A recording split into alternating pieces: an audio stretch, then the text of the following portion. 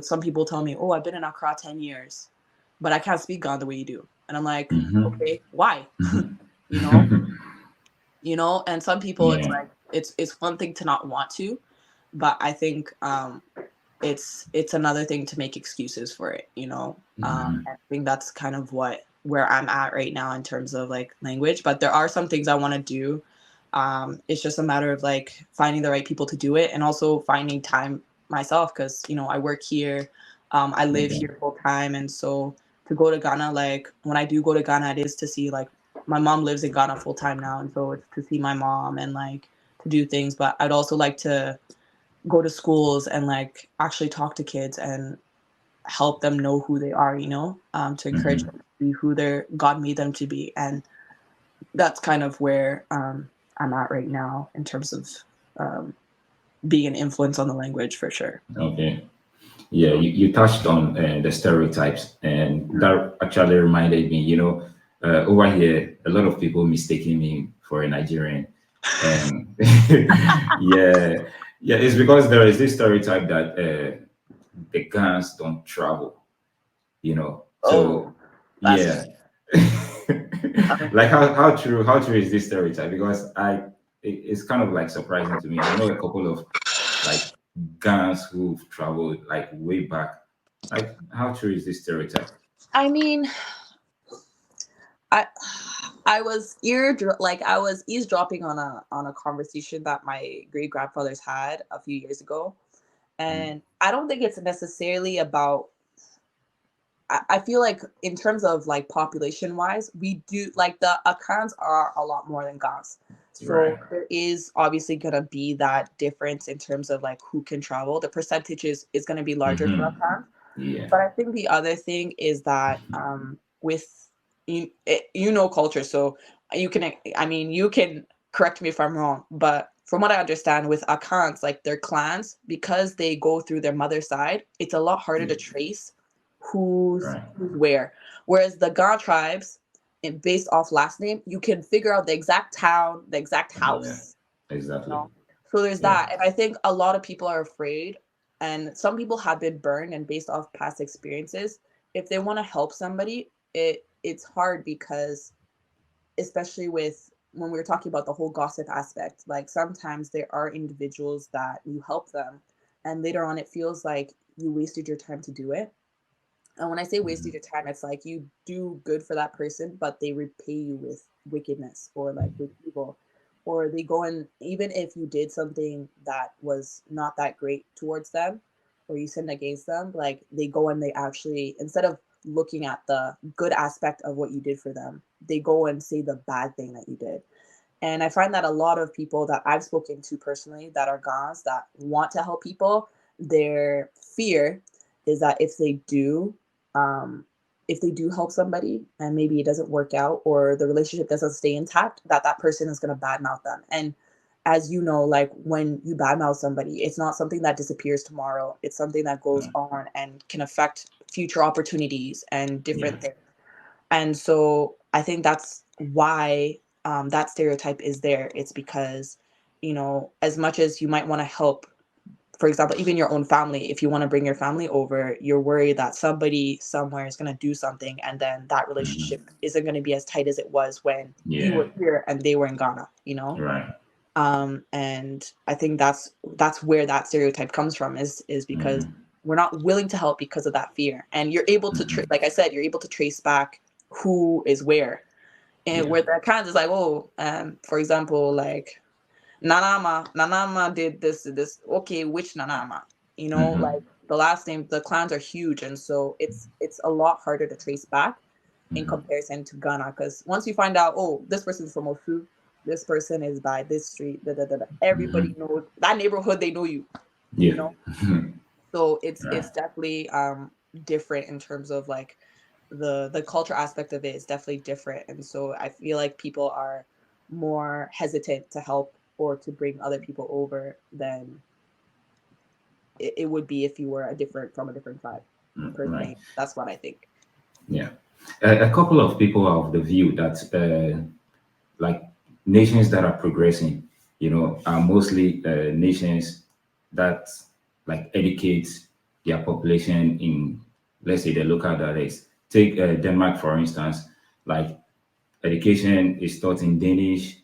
That's like, I'm talking about the majority. You go to China, Chinese or Mandarin. You Mhm. go Japan, Japanese. Like the Germans are speaking German or Deutsch. Mhm. Yeah, the French are speaking I mean France. They are Yeah, speaking France, French. yeah. Yeah. When it comes to Ghana, it's like we are divided into so many languages, and we are all aware that the Akan language is the majority. Like, a lot of people speak the Akan language. Are you of the view or not whether it is high time we adopt one language? And since the Akan is mostly spoken, should we adopt the Akan language and like start educating our people in the Akan language to help build a nation? Or you don't think language really matters when it comes to development of a nation? Ooh, that's a really good question. I don't think I agree that we should adopt Akan. I'm like, if the countries that you mentioned are all, um let me say, world powers, in the sense that like all of them were there, and when colonization was going on, all of them were trying to colonize other countries per se, right? So Yeah. German, French, Italian, English are Hmm. all what we consider major languages. Yeah. So to compare Tree to like a major language like that, like it is, like it's a dialect. If we're gonna say that, like Ghana, what I know Ghana to be is that it's our major, our national language is English, Yeah. right? So Hmm. in terms of that, like I do agree that the language does play a part in development. But I think in this aspect, it's a little bit different to say that Ghana should pick one language, because Hmm. what makes us unique as a people is that there's so many different tribes that make up Ghana. So Yeah. we have, I want to say, like we have, is it seven major language, like seven major dialects, but then we have Hmm. smaller ones in between. Right. And what I understood at the time when I was young, from what I understood, was that each region was supposed to teach the language that is represented in the major seven. So Hmm. Ga, like Greater Accra was supposed to be Ga, and like Eastern region and all those other regions have a language that the one major dialect that they're Yeah. supposed to teach. Yeah. But unfortunately, I don't know. It's not affecting really the other, can I say, provinces or the other regions, but it's affecting more of a Greater Accra, where now, because we have so many different tribes in that region, they've now kind of are like, oh well, we can't find God teachers, and so whoever, especially with the schools, because they're privately owned, it's like, okay, Mhm. whatever language that you choose or you feel that is the language you want to teach at that school is the language that you're gonna kind of teach, kind of thing. And so we have a lot of like schools that are now teaching Tree, which I'm like, if it's gone land, why are we teaching Tree? Because that doesn't make sense. You're coming into Mhm. another place. And for me, my motto is always like, if you're going to Rome, you do as Romans do, which is when Right. you go into that place, you learn how the culture is and you adapt to that culture.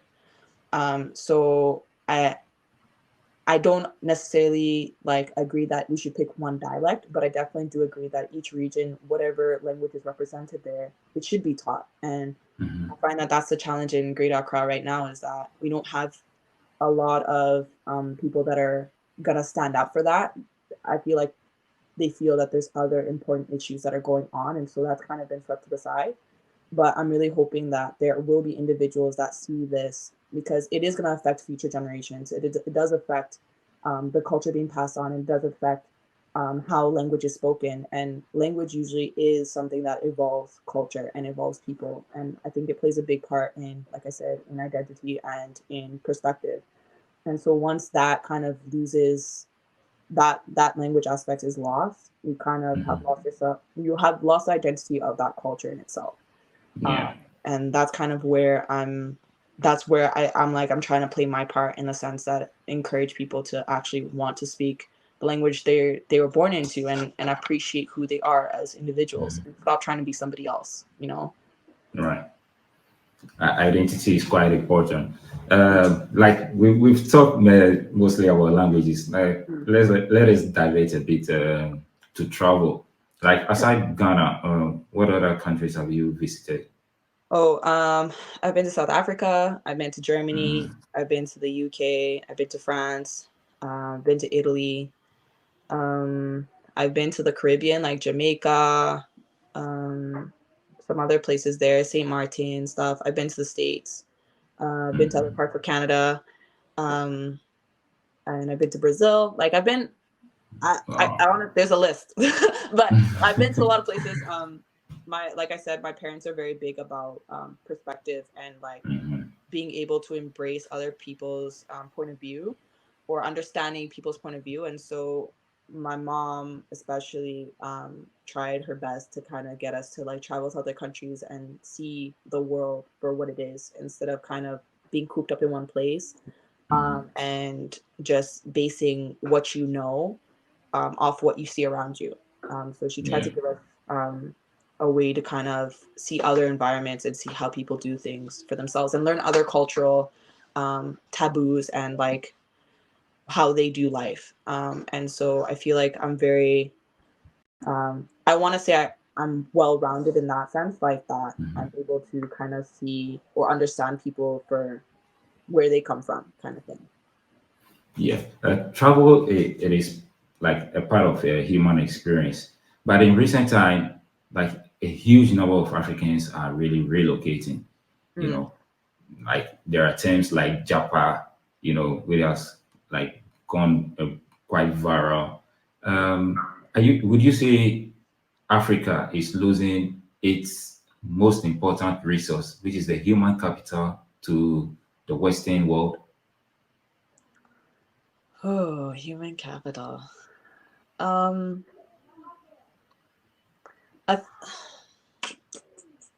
I think right now, as of right now, like people are trying to figure out a way to survive. And so, yeah, people are traveling and relocating because the cost of living or how people see the cost of living, it differentiates from everybody. Like personally, like if we're comparing cost of living to Canada, for example, like it is cheaper to live in Ghana if we're talking about currency wise and we're transferring the currency, it is cheaper to live in Mhm. Ghana. But I think the problem that a lot of people are facing right now is that even though the cost of living is low, the wages that are being paid, it's not enough to sustain people that are in Ghana. And Exactly. so a lot of people are struggling. And I think even in recent years, I would say from COVID going, I think Mhm.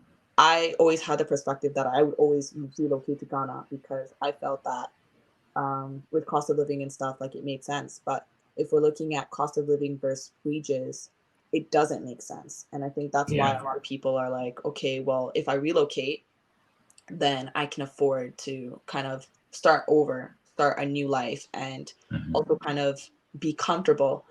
And for some people, I think it does work. I think um, for them to move and stuff, they need to actually see another place to understand or fully appreciate where they come from. And I think Yeah. other people do need that brand new start, where they can start a new life and understand and learn the culture wherever it is that they choose to relocate to, whether that's Russia or Italy or UK or America, wherever it is. Um, and they need to do that. But I don't think everybody needs to move, if that makes sense. I think some Yeah. people have really great ideas that they just need people to invest in. I Mhm. think other people too, they just really don't like Ghana, because it's just not meant for them. You know what I mean? Like they Yeah. need to see another place, they need to gain a new perspective, they need to grow. And sometimes the place that you're born is not the place that you're meant to stay. Right. So I definitely understand that. And is Africa losing their human population? Like, I think so. I think there are a lot of people that move without actually fully thinking it through, and they try to do every way possible. They find every alternative route to make it outside the country. But I think a lot of them do regret doing that, because sometimes they're stuck in a place and they hate it there, but they didn't know because there's a lot of opinions about, for example, what America is like, you know? I Yeah. think for me personally, I find that a lot of the questions that I get about Canada or like America or living abroad is that they don't actually think fully about the plan as to, okay, when they get here, what are they going to do, kind of thing. Yeah. A lot of people just like, oh, like if I get to America, I'm going to get all this money. And then when I get all this Mhm. money, I can buy a house or I can live Mhm. lavishly and then I can send money back home. And I Mhm. don't think they really fully think about, okay, when I get there, well, if I came, for example, on a visitors, how am I going to get a job? Like, what's the system like in Mhm. Canada, or what's the system like in America or in the UK? They don't really Mm. fully think about Yeah. the plan, and then they just act, and then they come here and they're struggling, and then they're Yeah. like, oh my gosh, like I wish I never would have come here. I wish I would have Mhm. stayed in Ghana, you know? And there's some people too that are willing to they have figured it out, or they have maybe a relative or a friend here that can kind of they can lean on a little bit before they kind of figure things out. Um, so I think there's that aspect to it. And for me personally, I just think there's an ignorance that, oh, if you go abroad, you're automatically rich. Like, because there's a lot of, excuse me to say, but show people that like they'll take loans from outside and go to Ghana and be like, oh yeah, let me pay for everybody's dinner. Like, let's go to a restaurant and we blow all this money. But we know that it's not your money. You Mhm. went to go take a bank loan, you know? Mhm. And I think there's that ignorance. So a lot of people think, oh, like if I get to America, excuse me to say, but money grows on trees. I'll just macheko, and then I'll just use that and then figure it out from there. But money doesn't grow on trees here, and people Yeah. actually do work really hard for their money. Right. And I think there's a lot of that. There's a lot of that ignorance. It's like, oh, if you live abroad, you're automatically rich. And like, no, there's homeless people here. Mhm. There's people sleeping outside in the cold, Mhm. you know. Yeah. So it's not as easy as some people might make it out to seem. Right. So I think, yeah, there's that mindset a little bit. Mhm. So there's some people that do need to like move out of or leave Ghana and actually see that for themselves to fully appreciate that. Okay, Ghana, at least you know that sometimes you can go to a family house, you can go to where you're from and actually say, hey, like, what are you guys eating? Naba abweko, you know. Mhm. And there's also that aspect. You can't do that here. You can't do No. that here. You can't do that here. So Mhm. I think people really do sometimes need to see that, and I think more people have to share that, because I feel they we don't share that enough. That it sometimes is hard out here. Like there is times that you won't have everything that you need, but you need Mhm. to survive, and so you need to push through. And not on all of that is being shared. It's more of the American movies, you know, that we watch and like, oh yeah, look at them eat popcorn in a movie theater. Like, oh, things are so lavish, things are so great here. It's like, no, the Hollywood, they make really great movies, but Mhm. they're not the reality of That's how right. things look, you know. Yeah. So You've, like you said, you visited so many countries. Among all the countries you visited, which one would you say is your the most interesting place you've visited? ooh, most interesting place. Yeah. Um Most interesting place. Or which one would you like to like go over and over again? You had your best experience. Oh, South Africa. South Africa. All South Africa. right. What happened? I really love Cape Town. I feel like it's a perfect blend of like the perfect blend of Africa and then the Western world. Like Okay. Cape Town looks like where I'm from, like Vancouver, but it Mm, has that African feel to it. So especially when the World Cup was going on, like when soccer is being played, you just see people surrounded by TV. Like there's a lot of happiness and joy. Like that simple content that I was talking about, like they have that yeah. there. But it has that Western feel to it where it's like it Mm, looks like you're abroad. But no, wow. like if when you're there for the first time, like I was, it's like you don't feel like you've left you've left home, but Mhm. you also have that like contentment and joy that isn't here. Yeah. So it's That's a like good yeah, it's balance. really like it's the perfect balance. And I'm like, that's Mm, probably the place that I'm like, if if it was up to me, if it was Yeah. up to me, I would definitely want to live there. But I'm like, it's not up to me. It's up to God. So, um, so yeah. So I really loved Cape Town. Another place I'm like, I would love to go again is probably Fortaleza. Fortaleza's in Brazil. It's in the top of Okay. Brazil, and the beach is so nice. And when I say it's like it's so nice, and I'm like I could like literally lay there all day and like just soak in like the sun and everything. And that's another place like I'd like to go again, but I couldn't see myself living there. It's just Mhm. because I think there's they also have like problems of their own that they kind of Brazil needs to sort through. But that yeah, that would be another place I'd love to visit again for sure. Wow. Yeah. And which one is your least favorite?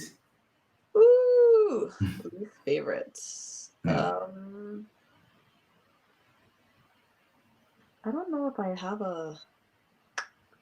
I don't know if I have a least. Mm, I don't know if I have a least. I just probably the only thing I think I was expecting more from was New York. I went to New York. Mm-hmm. There was a lot of garbage on the floor. Oh, same thing with Paris. Same thing with Paris. Paris and New York was Yeah. kind of like I was so excited to go, but like when we got there, it just seemed like there was a lot of garbage on the floor. And I think that's where I was disappointed because I was like, oh, Mm. if these two places are like the biggest, I would say tourist areas, and Yeah. then you have garbage on the floor. I'm like that was yeah, I think that was a little bit of the disappointing part, but I wouldn't say they're my Mm. least favorite. I would just say like they had advantages to it too. Like I think New York had a lot of Ghanaians, so there was a lot of Ghana food there. So I can't I can't complain. But yeah, I think that in terms of like what I imagined, it wasn't quite Yeah. what I thought it would be. But Yeah. I don't have a least favorite place. I think every place is unique in the way that they do life, and um, there's always a beauty to a place, especially if you've never been there before.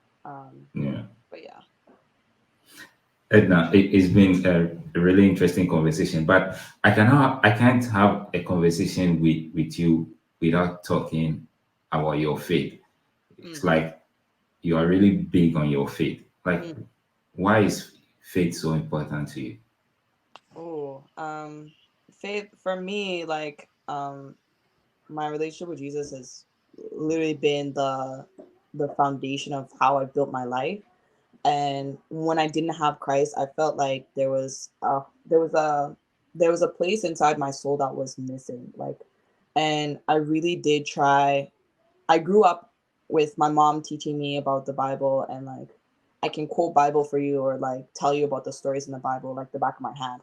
But I think it's one thing to be told about it or to learn Mhm. about it, and it's another thing to actually have like a relationship with Christ. And I think for me, I always knew about Jesus, but I never actually fully embraced the fact that he also wanted to have a relationship with me. And so it's just like you have a hole in your soul, and you're trying to find something to fill it, and you try, making friends and like going out and working so much money. You try to figure out, okay, what can I use to fill this hole? But at the end of the day, when you come back home and you sit in your bed, there's this emptiness that still is with you, and you know you feel more even more empty actually trying to fill it. And it was only till I let Christ into my life, and I let him in, that I was able to live a more fulfilled life. And I think the one thing that I think, at least for me, or I find, is that a lot of people find that if they find Christ, then all their problems disappear. Or they feel that, Yeah. okay, if I accept Jesus into my life, or sometimes the stereotype is that, oh, if I let Jesus into my life, then my problems just disappear and I'm not going to have any Mhm. challenges and I'm not going to have any storms. But it's actually the opposite. Okay. Before I found Christ, I had to deal with the storms and challenges of life by myself. The difficulties that come with life are it's a part of life. It's not something that will disappear tomorrow. Everybody goes through them. Everybody's journey is different. Yeah. But before, I had to do it myself. All the things that come my way, whether that's losing your job or having challenges with school or with family or losing someone that you love, you do that all on your own. But when you have Christ, you have somebody to rely on. You have a best friend that never leaves you. You have somebody that is able to speak into your life and actually advise you in a way that is relevant to you, in a sense. And when you accept this, you have the Holy Spirit, who is literally like the best teacher, the best one, the one that knows you the best and can advise you and move you in a direction that is actually the way of life. And so I think people, especially that walk away from the faith, they forget that life, there are going to be challenges. There are going to be people that you make friends with and they're going to let you down. There are going to be even your own family, with whether that's your brother, your sister, or your mom or your dad. They're going to let you down, because they're human and they're imperfect people. But Jesus is the one person that isn't.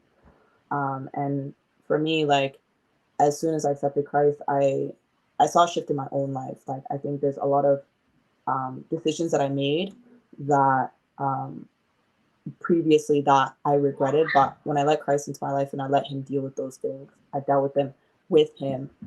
I live a more fulfilled life, and there's this peace that can't be compared to anything that you do in this life.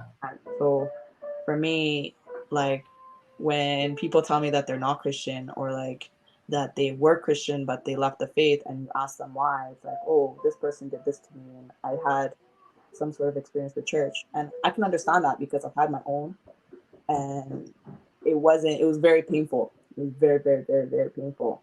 Can you share with us what happened? I guess I can't share the whole story, but I can give like maybe a summary that summary. There was especially when I first gave my life to Christ, I kind of didn't know how to go about it. I think I didn't know what the next step was.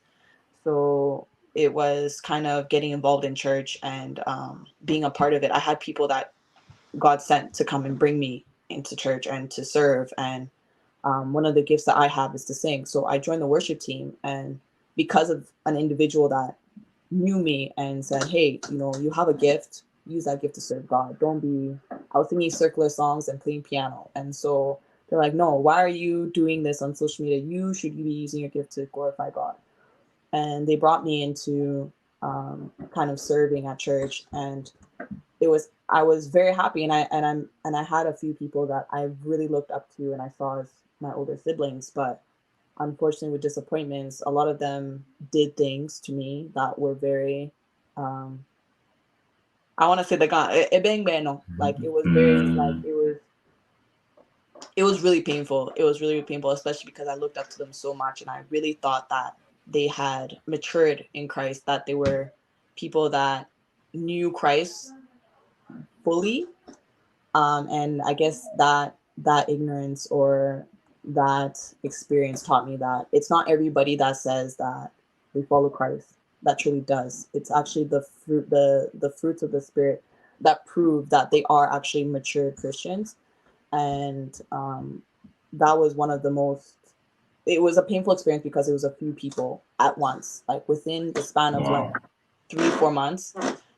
They did really, really, really horrible things to me. And so it really put me off. And I remember I was crying in my room and I was telling God, I was just like, I can't do this. I'm not going back to that church. Like, these people did this to me. And I felt at the time that God had sent them. Like, if you sent them to come and speak into my life, like, they're doing the opposite. And I was really angry. And fortunately, like, the conversation I had with God is like, you need to go back. I sent you there and I know why I sent you there, so you need to go back. And I'm like, I told God, I was like, I'm not going back unless you give me individuals or you bring individuals into my life that will help me along this journey, because I can't do it. I'm like, I can't go back. And fortunately, God within a week answered that prayer. And my friends that are, when I moved to Calgary, my friends that are in Calgary are the people that he actually sent to me. So they're the ones that I've literally like looked up to. And are they perfect people? No, but I see that they understand, or they are 100% people, like people that fear God. And when I say fear God, like they've matured and have gone through experiences that those experiences, when they talk to me about it, like can actually speak into my life and make sure that I don't make those same kind of decisions or mistakes that they've made. And for me, that's my walk with God hasn't been perfect. I can't say that I've never sinned in my life, because I have. But what I can say is that God's been faithful. And when I see the reality of a situation and I'm in a tough spot and people think I'm fine, like, and I'm not fine, it's been Christ that's like literally walked me through those seasons, and He hasn't stopped, and He's been faithful so far. And um, it's been a journey, but um, honestly, I can't say that I would be who I am today without the fact that He's been there the whole time. So, yeah. Guys, as you can see, Edna is a very interesting person. I mean, I didn't intend for this conversation to go this long. Mm. And guess what? There are more stuff I wanted us to talk about, but we've gone way beyond our time. Mm. Um, if you would love to have her back on this show again, kindly subscribe. Let us hit 100 for now, 100 subscribers, and I'll bring her back. Before we leave you, there is one question I intend to ask all my guests on this platform, and it is: what's the most important lesson life has taught you that you love to share with the world? Ooh, um, most important lesson. Yeah. Um, I think I already shared it, but I guess a little bit more into that is like people aren't perfect, and so um, for me, at least in my walk or my journey so far, I find that I've met a lot of people that have let me down, Mhm. and I think sometimes we assume that people people there's something that C.S. Lewis calls like um, the law of nature, which is basically that there's a common rule that everybody follows, which is like, don't eat with your mouth open at the table kind of thing, be polite to people, etc., etc. And so sometimes I find that, maybe some of the values and perspectives that I was taught as a child, that other people understand it that way, or other people were raised the same way, and I've quickly learned that that's not the case at all. Some people are not, everybody's, the way that they grew up or the way that their family dynamic might be is not the same as mine. And the way that I might treat you, for example, will not be the same way another person will treat you. But Yeah. it's based off how they grew up and what they know to be um, manners, essentially. So I think I've learned really quickly that people will let you down, and people aren't as black and white as Yeah. like it should be. But and not every bad person or not every good person is a like has that bad side to them, and not every bad person is good per se. That every like not every person is like just fully bad or fully good. There's always that mix. And Mhm. I've learned that you have to have grace for people, and um and just understand that everybody's walking through this thing we call life, and it's not perfect.